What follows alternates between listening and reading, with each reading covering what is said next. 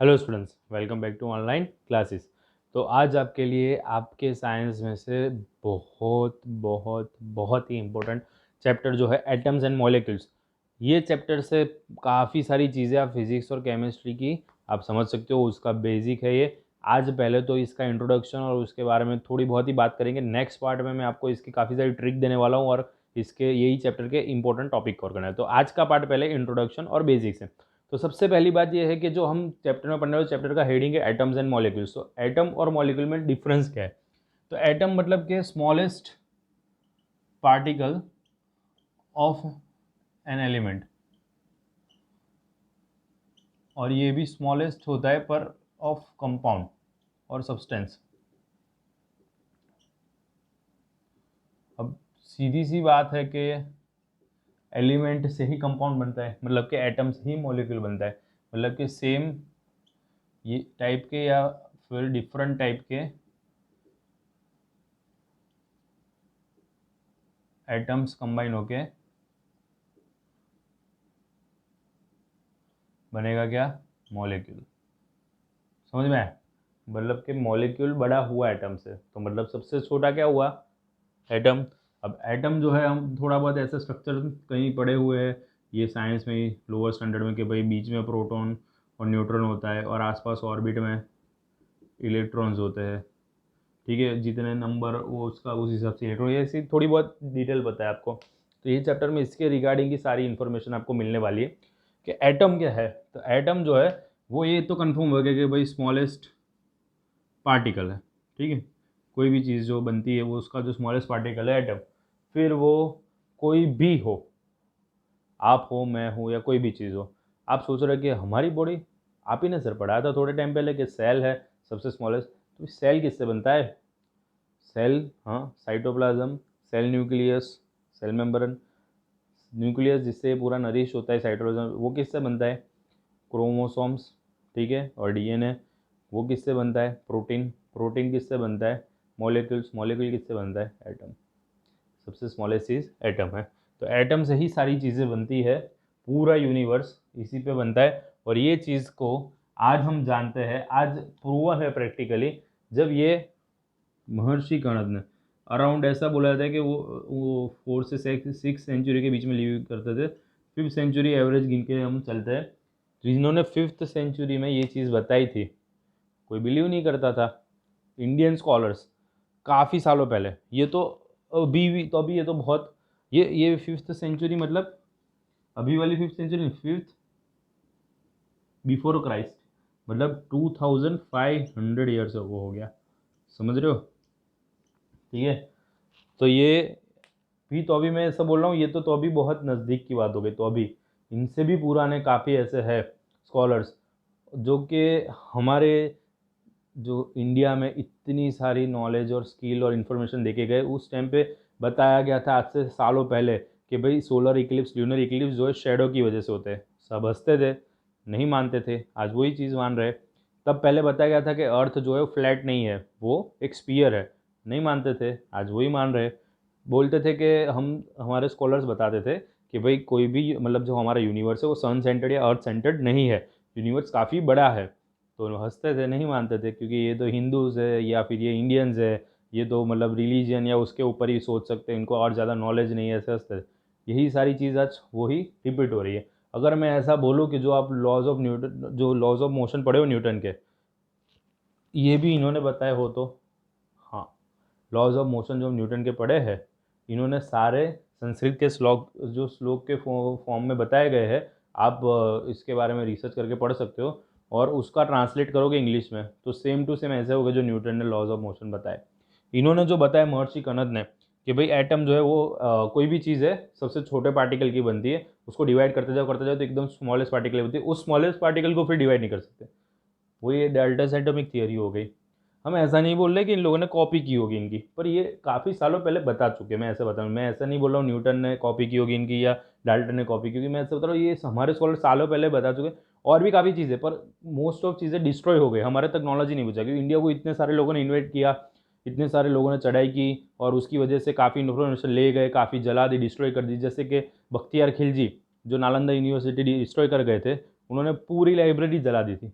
अब पूरी लाइब्रेरी जला दी, उसमें जो जो बुक्स थी वो तो ऐसी सिंगल कॉपी थी उसकी, उस टाइम पे ऐसे नहीं थे, जेरोक्स मशीन नहीं थे कि सारे डिफरेंट डिफरेंट कॉपी अलग अलग जगह रखे हो, तो एक जगह पे स्टोर थी वो सारी इन्फॉर्मेशन जो हमारे स्कॉलर्स ने सालों पहले थी, वो सब डिस्ट्रॉय हो गई। तो आज हम मानते नहीं है, और यही चीज़ें पर सही है कि इंडिया में से ही काफ़ी सारी चीज़ें साइंस और नेचर के बारे में जो आज हम जानते हैं वो सब पहले ही बताया गया है। तो ये महर्षि कनत के बारे में इन्फॉर्मेशन थी। वैसे ही एक और स्कॉलर थे बहुधा कत्यायमा, जिन्होंने भी ये बताया था इसी चीज़ के रिगार्डिंग कि जो एटम जो होता है स्मॉलेस्ट, ठीक है, वो इंडिविजिबल पार्टिकल होता है, उसको डिस्ट्रॉय या क्रिएट नहीं कर सकते। वो भी इसमें एक मेंशन किया गया डाल्टन एटॉमिक थियरी। और जॉन डाल्टन की बात करें जो कि इंग्लैंड में बॉर्न हुए थे, जॉन डाल्टन जो इंग्लैंड में बॉर्न हुए थे 1767 अराउंड, और उन्होंने 12 ईयर्स की एज पे उनको टीचर की जॉब मिल गई थी। At the age of 19 he was principal of the that school.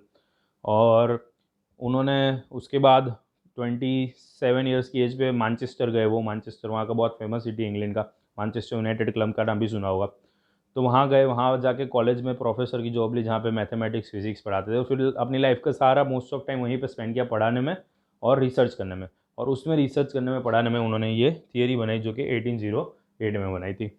और ये थियरी में 6 पॉइंट उन्होंने कवर किए। 6 पॉइंट यही शो करते हैं कि जो सारी चीज़ें हैं वो स्मॉलेस्ट पार्टिकल की बनी हुई है, जिसको जो भी उसको हम क्या बोलते हैं, एटम। और जो यहाँ पे एटम आएगा, और एटम जो है वो इंडिविजिबल पार्टिकल है, उसको और आगे फर्दर डिवाइड नहीं कर सकते, और ना ही उसको क्रिएट कर सकते हो ना ही डिस्ट्रॉय कर सकते हो। ये दो टॉपिक सेम है। ऐसे बोले स्पेसिफिक एलिमेंट के मास और केमिकल प्रॉपर्टीज सेम रहते हैं, वो यहाँ पे लॉज में मैं बताऊंगा। और डिफरेंट के डिफरेंट रहते हैं, डिफरेंट एलिमेंट के डिफरेंट होते हैं, सीधी सी बात है। और यहाँ पे उन्होंने ऐसा भी बताया कि एटम जब कंबाइन होते हैं कोई रेशियो में तभी कंपाउंड बनता है। जो हमने बात की ना मॉलिक्यूल बनते हैं, तो कोई एटम कोई रेशियो में कंबाइन हो गए तो ही बनेगा मॉलिक्यूल। और जो मॉलिक्यूल जो बनेगा तो जिससे जो कंपाउंड बनता है उसके एटम्स के अंदर नंबर कांस्टेंट रहते हैं। तो ये दो ऐसे सेम है, मेन तो यही दो है जो हम पहले ही बता चुके। तो यहाँ पे दो लॉज ऑफ केमिकल कॉम्बिनेशन है जो कि लेविशियर और जोसेफ एल प्रॉस्ट ने दिए थे। काफ़ी एक्सपेरिमेंट करने के बाद ये दो लॉ दिए थे, एक law of conservation of mass और एक लॉ ऑफ कांस्टेंट प्रॉपर्टीज। ये दोनों लॉ जो है वो लॉज ऑफ केमिकल कॉम्बिनेशन में कंसिडर किए जाते हैं। Law of conservation of mass क्या बताता है कि मास जो है वो क्रिएट नहीं कर सकते आप, ना ही उसको डिस्ट्रॉय कर सकते हो। उसको क्रिएट या डिस्ट्रॉय नहीं कर सकते, जैसे अभी मैंने इसमें एटम में बताया, ये चीज़ उन्होंने इससे प्रूव की। और यहाँ पे लॉ ऑफ कांस्टेंट प्रॉपर्टी में ऐसा बताया कि मतलब कि जो डिफाइनाइट प्रोपोर्शन में कोई भी मैटर का मास रहता है इन एनी केमिकल कॉम्बिनेशन, कोई भी केमिकल उसमें प्रोसेस कर लो, चेंज कर लो उसको, तो अभी तो ये लॉ ऑफ कांस्टेंट प्रॉपर्टीज हुआ। तो ऐसे दो लॉ बताए। जो ये सारे जो इस तरह से जो कंजर्वेशन वाले लॉ होते हैं ना, वो किससे रिलेट करते हैं, जैसे एनर्जी कंजर्वेशन लॉ आप जानते हो, energy can't be created, can't be destroyed, it just changes one form to another form, the total amount of energy in the whole universe remains constant. ऐसे ही है कि ये भी मतलब मास आप क्रिएट या डिस्ट्रॉय नहीं कर सकते, उसको जस्ट एक फॉर्म से दूसरे फॉर्म में आप कन्वर्ट करते हो। जैसे वाटर में से आइस बनाते हो, तो उसका जो इतना वाटर का मास होगा उतना ही उसका आइस बनेगा, ठीक है, तो फॉर्म चेंज करते हो, ठीक है। इसके रिगार्डिंग एक मस्त ऐसे आपको जैसे यहाँ पे ये जो चीज़ है उसको एक एग्जांपल के तौर में और ऐसे हम देखेंगे। अभी मैं एक आपको स्टोरी बताता हूँ कि जैसे कि फॉर एग्जांपल मेरे फादर जो है वो टोरेंट पावर में जॉब करते, तो टोरेंट पावर में उनके कोई भी ऊपर सुपीरियर से एक बार कुछ हुआ, मतलब उनको कुछ गुस्सा था, उनके जो हेड थे सुपीरियर, तो पापा का काम सही था फिर भी उन पर एकदम से गुस्सा कर दिया। अब पापा तो उनको बोल नहीं सकते, उनके सुपीरियर है। पापा ने गुस्सा कहाँ पे आके निकाला, आगे घर पे मम्मी पे। मम्मी बना रही थी सब्जी और ऐसे, तो अभी उनको पूछा मम्मी की आदत होती है क्या बनाऊँ, ऐसे पूछते हैं कि भाई उनको कुछ अच्छा खाना हो पसंद हो, इच्छा हो तो उन्होंने गुस्से में बोल दिया कि यार रोज़ रोज़ सूझती है और तुझे नहीं सूझता, ऐसे से बहुत सारा मम्मी को डांट दिया। पापा का गुस्सा मम्मी को निकला। मम्मी गुस्सा किस पे निकालेगी, बच्चे पे, तो मुझ पे निकाला। मुझ पे निकाला कि भाई क्या पूरा दिन पढ़ते रहते और कुछ दूसरा घर में हेल्प तो कराया कर मुझे। मुझे गुस्सा आ गया कि मैं पढ़ता हूँ तो भी प्रॉब्लम, लोगों के बच्चे नहीं पढ़ते। तो फिर मैं गुस्सा वो घर का वो लेने भेजा, तो रास्ते में गुस्से में कहाँ निकालूँ, गुस्सा सोच रहा था, पत्थर दिखा, पत्थर उठा के फेंका। पत्थर किसको लगा, वही सुपीरियर को जो पापा को डांटे थे। तो ये एक चेन हो गई, एक फॉर्म से दूसरे फॉर्म में ऐसे कन्वर्ट होता है। वैसे ही यहाँ पे एनर्जी या मास में भी ऐसे ही होता है कि एक फॉर्म से दूसरे फॉर्म में वो कन्वर्ट होता जाता है। यहाँ पे जो डाल्टन ने सजेस्ट किए थे उस टाइम पे कुछ एलिमेंट्स के सिंबल, उस टाइम पे सारे एलिमेंट नहीं मिले थे ना, ये तो बहुत पुरानी बात है। तो जितने एलिमेंट्स नोन थे और जो पॉपुलर थे उनको उन्होंने ऐसे सजेस्ट किया था कि ऐसे सिंबॉलिकल फॉर्म में रखा जाए। अभी तो पूरे मॉडर्न एटॉमिक थियरी या फिर मॉडर्न अभी सिंबल्स डिफरेंट है, पर उस टाइम पे उन्होंने ऐसे सजेस्ट किए थे जो यहाँ पे मैंने शो किए कि hydrogen, carbon, oxygen, phosphorus, sulphur. फिर कुछ कुछ में तो बीच में सिर्फ उनके अल्फ़ाबेट ही लिख दिया। आयरन में जैसे आई, कॉपर में सी, लेड में एल, सिल्वर में एस, ये जी माने गोल्ड, जीनियस नहीं, प्लेटिना मतलब वो जो होता है ना प्लेटिनियम बोलते हैं, मर्क्यूरी, ये सारी चीज़ें। ठीक है, ऐसे इतने हैं। ऑलमोस्ट इजी है और याद कर सकते हो आप, क्योंकि इजी है और ये ऑब्जेक्टिव में आ सकती है, इंपॉर्टेंट है। और एक चीज़ यहाँ पे मैं बता दूँ, IUPAC का full form international union of pure and applied chemistry. ये अभी जितने भी केमिस्ट्री के रिलेटेड नई खोज होती है, जो भी नाम, जो नेमिंग होता है केमिकल का, कंपाउंड का, स्ट्रक्चर उसका जो भी, ये सब ये डिसाइड करता है। ठीक है, तो ये IUPAC का भी फुल फॉर्म याद रखना। फिर से एक बार रिपीट कर रहा हूँ, international union of pure and applied chemistry.